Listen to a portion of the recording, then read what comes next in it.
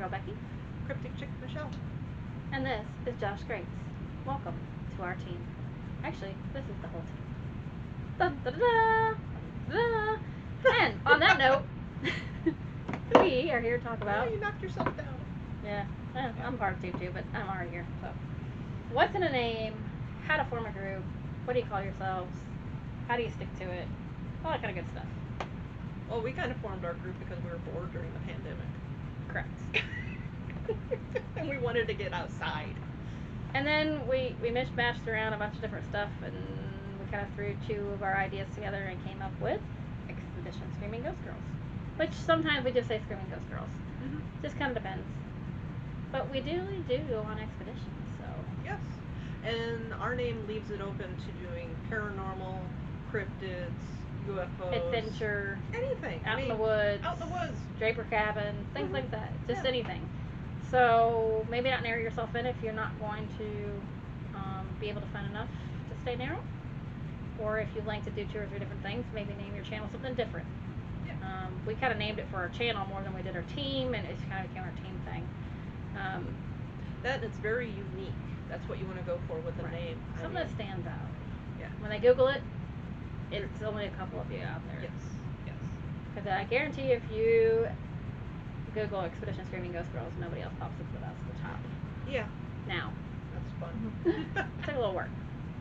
Because you probably, if you think of a name, try Googling it, try looking it up on YouTube, and that way you don't get associated with another group, and they may be copyrighted. That's right. one and thing. And you don't want to stay close to some group that's doing their work. You don't want to associate your work to theirs. They don't want their work associated to you either. I mean, it's not saying that you have anything against somebody else. You just don't want to overlap with somebody. Yes. So if you want to gain your own followers, you got to have your unique little name and team, and kind of stick to your premise. Don't change it up a lot. Don't go changing your name and what your activities are all the time.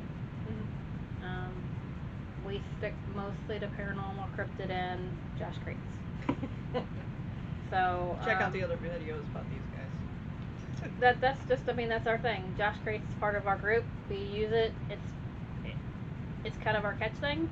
Mm-hmm. He's become our mascot, I guess. Our catch. It is. Until we get bored with him and find something else. Yeah, I mean, but at this point, this has become our thing for the last couple of years, and we've kind of stuck with it. And sometimes you just have to try to stick with something to see how it works out. Mm-hmm. So find yourself a unique name that you like. Maybe some, like we got ourselves a couple of names on our stuff, so we have something fun to call ourselves. Yep. Screaming Ghost Group. Don't hesitate to use that anonymity a little bit if you want. Don't have to tell people where you live. You don't have to tell people where you're from. Doesn't have to designate any of that. Okay, guys? That's the one thing we started with. At first, we were trying to use our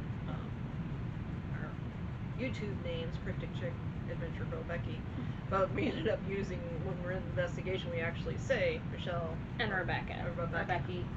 So that just started slipping through, so we just started with that. But we don't use our full name most of the time in any videos, and I don't think any of them ever.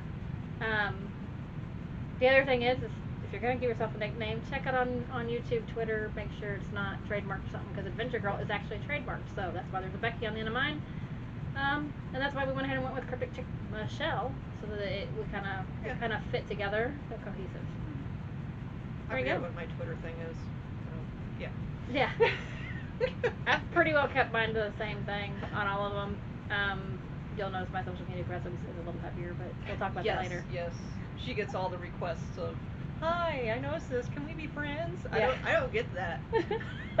Which but I'm anyway, happy with. That's a different story. That's a different story. So when you're picking a name, pick something then that fits you, that you're going to be happy with, because you want to keep the same name on your social medias as much as possible, because the more you change it, the harder it is for people to track who you are, what you're doing. So try not to change it often. Okay? Yep. All right.